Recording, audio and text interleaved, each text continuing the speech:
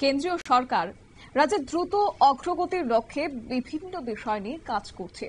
অবশ্য বহু জাতীয় সড়ক তৈরির জন্য হাজার হাজার কোটি টাকা আর্থিক বরাদ্দ করছে রাজ্যের সবকটি জেলার জন্য।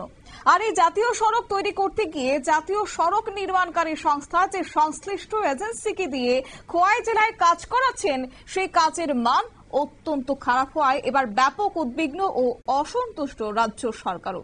সম্প্রতি বিভিন্ন সংবাদ মাধ্যমে প্রকাশিত হওয়ার পর এই খবরটি তারপরে নড়ে চড়ে বসেছে রাজ্য সরকার এবং রাজ্যের মুখ্যমন্ত্রীর নির্দেশে রাজ্যের স্বচক্ষে কাজের মান এবং ভয়ঙ্কর মরণ ফাঁদের রাস্তার হাল হকিকত খতিয়ে দেখতে খোয়াই ছুটে আসেন রাজ্যের জাতীয় সড়ক নির্মাণকারী বিভাগ এবং পূর্ত বিভাগের রাজ্য সচিব কিরণ গিত্তে এবং ওনার যে সফর সঙ্গী ছিলেন খোয়াই জেলার জেলা শাসক রজত পান্ত, রাজ্য পূর্ত দপ্তরের মুখ্য বাস্তুকার সহ জাতীয় সড়ক নির্মাণকারী সংস্থার একাধিক আধিকারিক এবং সংশ্লিষ্ট এজেন্সির ম্যানেজার। গোটা বিষয় নিয়ে কি জানিয়েছেন পূর্ত বিভাগের রাজ্য সচিব কিরণ গিত্তে, শুনুন।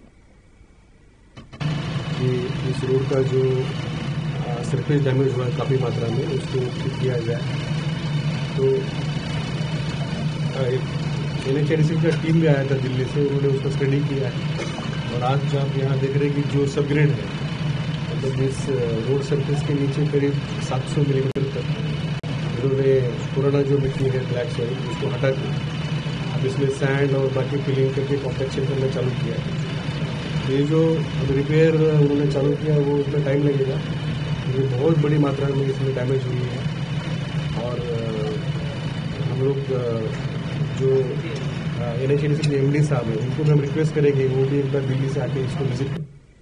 আপনারা শুনলেন কিরণ গীতের বক্তব্য এবং তিনি আজ প্রথমে পরিদর্শন করেন 108 নম্বর জাতীয় সড়কের ধলাবিল এবং গনকি এলাকার বিভৎস জাতীয় সড়ক। পরে পরিদর্শন করেন 2 বছর পূর্বে নির্মিত 208 নম্বর জাতীয় সড়কটি।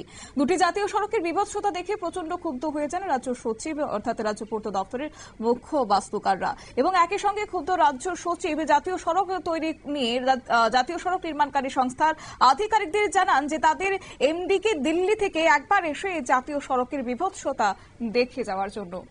নিয়ে নিচ্ছে ছোট্ট একটি বিজ্ঞাপন বিরতি, সঙ্গে থাকুন।